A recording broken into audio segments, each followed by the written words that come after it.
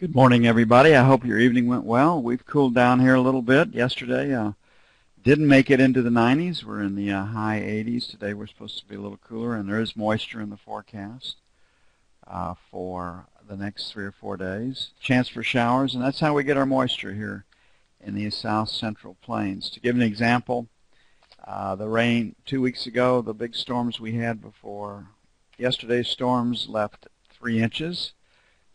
In one event. Yesterday, depending on where you were, we got 1 to 2 inches in one event. So we don't get 2 to 3 days. It's very rare that we get 2 to 3 days of moisture like you get east of the Mississippi. So we do need the moisture. Right now, the corn and bean crops coming out of the ground look pretty good. The wheat crop is done. You can fill out the kernels a little bit, but most of it doesn't even reach a foot off the ground. So it'll be problematic to harvest, and our normal harvest is 400 million bushels. And they'll be lucky to get 225, 250 million bushels out of it, according to the current forecast. Okay, today is a Newsday trade. We've got 213. For non-farm payrolls, the number they'll be keying off of, 215 for private,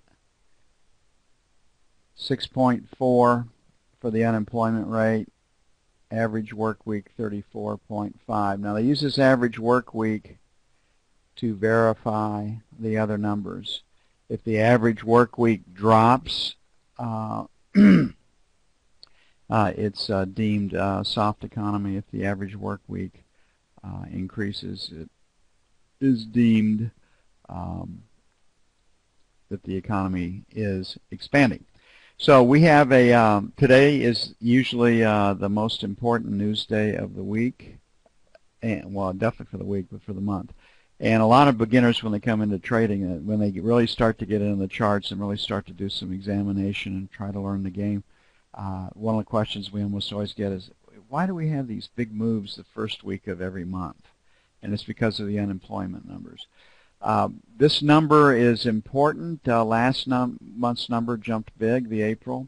They want confirmation in May that the economy is adding workers. And 150,000 workers, you hold your own. If you can get at 200,000, economy is showing modest growth. If you can get at 250,000 per month on average, we've got good job growth. Depending on who you read, people that are out of the workforce are anywhere from 2.3 to 27 million. And we have not, what we've been able to do with the average numbers since this recession started and since supposedly the recovery started is kind of hold our own on the job front. We've lost a lot of jobs. There was another report out on Zero Hedge saying 50% of our workforce makes less than $27K a year.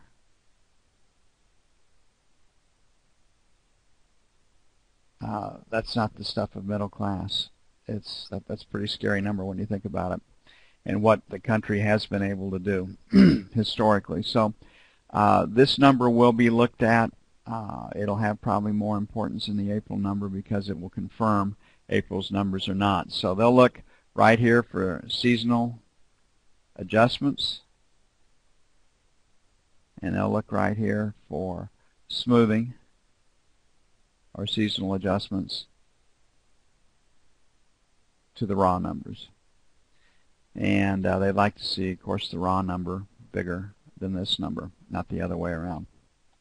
Okay, this market has been sold heavily into this morning's news. It has rallied from yesterday and overnight, so we're kind of not quite midway in the range that we've had before the news. The biggest potential for the longer term is higher because of the selling that took us down. Because we've rallied into this news this morning, the biggest potential short term will be to the downside when a number comes in greater than 213. So it is a Newsday trade. You know the news, you got to put it on before. There is no liquidity at the announcement. Structurally, if you look right here, we've got pretty good resistance, 24 to 28. Selling failure to take that out, I think, is the easiest trade to see. Structurally, we got pretty good support below 124.08. So buying the 24.08 is where we are. So it's just, if you know the news, you got the trade. That's about all that you can say. Based on just strictly what the market profile has done with a P yesterday and a P overnight, you'd be trying to buy the 13 to 17 area if we didn't have news. Might have to pay 20s to get in. And you definitely would be selling failure to take out 24 to 28.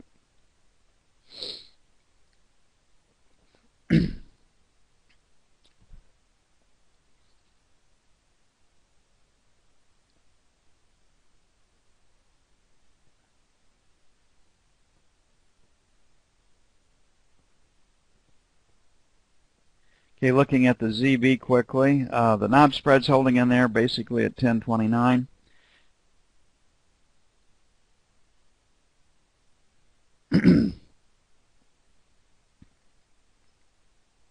Get the right kind of news, it can widen again. The takeoff on the last rally came out of the 1016 area. So we really haven't given up a lot, but it has come in from the mid-11s. And again, structurally, if you take a look at this market, you got a very, very clean break up here at 136.04. The London high that night was 16. The spill that night came out of the 11-12 area. So we've got 36.04, then 12 to 16. Is where there's pretty good resistance, and obviously you've got to get through the buck. Last rotate up yesterday in I period stopped at 25. That capped us. Then yesterday morning's high was at 36.06. So you can see a lot of resistance, 36.04 all the way up to 16. So right now, if we were trading this without news, we'd be trying to buy 17s to 13s, and then 5 to 9. And we'd be selling failure to take out 24 to 28.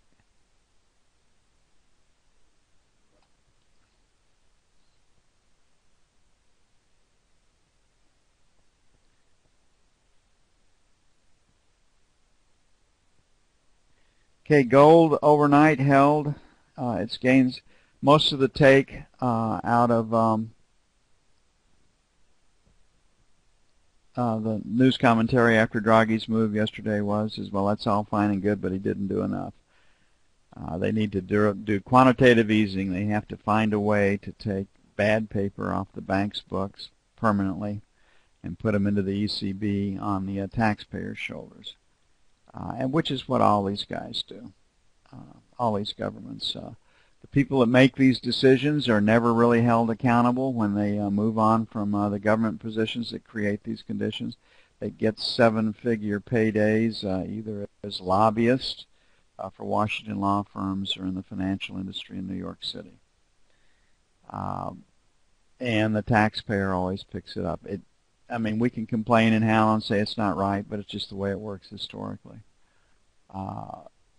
Very, very few countries put their bankers in jail anymore. So on gold, you can see this 60 area is pretty good resistance, and you can see that this 40 area is good support. And right here's where we are. So our selling failure to take out 55, 57 is a logical trade. If the numbers come in as forecast, more people going back to work or confirming April's numbers, less need to print money, gold should trade lower. If the numbers come in lower than forecast, gold should trade higher. The breakout came from 47, so 45, 47 will be buy 1, and then 40, 42 for buy 2. But again, you're in one of those situations, know the news, and you've got the trade. It's very, very volatile. It's very explosive off the opening. And so the numbers I'm putting up here are when the dust settles or no news is driving the trading. Okay, looking at crude oil. Pretty quiet overnight from a news standpoint. If you look at it in a broad historical brush, every tyrant or dictator in the world that has aims outside of his country's border can probably get it. So ironically, for the short term, what's going on in our capital, there is no negotiation. It's how much do you want and can we give you more? This country is not going to go to war for anybody, and the world knows it.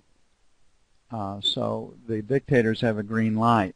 So really the chances for a hot shooting war or a major shooting war actually are diminished right now. Now they increase over the long haul, but on a short-term basis. So crude oil right now, we got a 102 minus market. We've got a 103 plus. Selling 75s to 103 would be our first zone, pretty much where it was yesterday, then 3 1/4, 350. And on the buy side, we're at 102.40, so 102, 102.25 is buy one. It's pretty aggressive. Would like to get it done below 102 or right against 102. And then 50 to 75 will be buy two.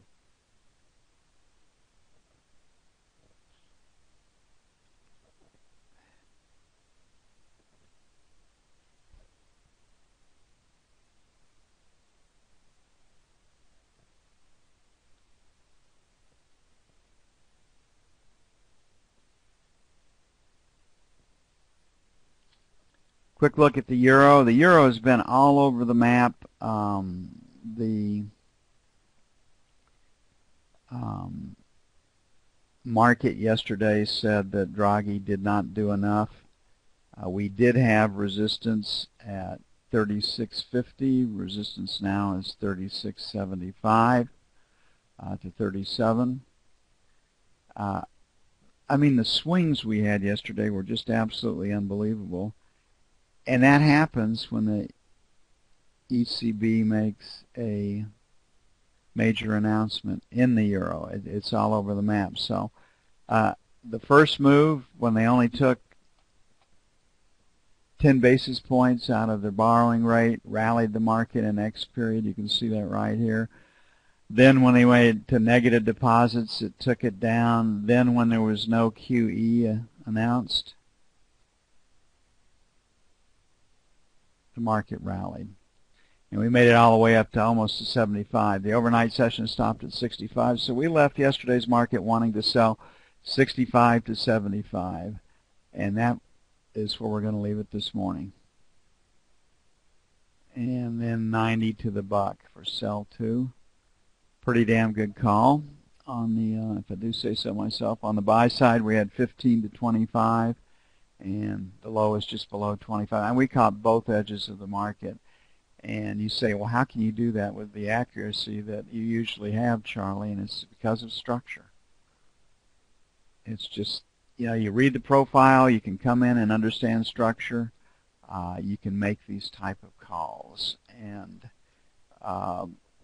it's not that hard to do.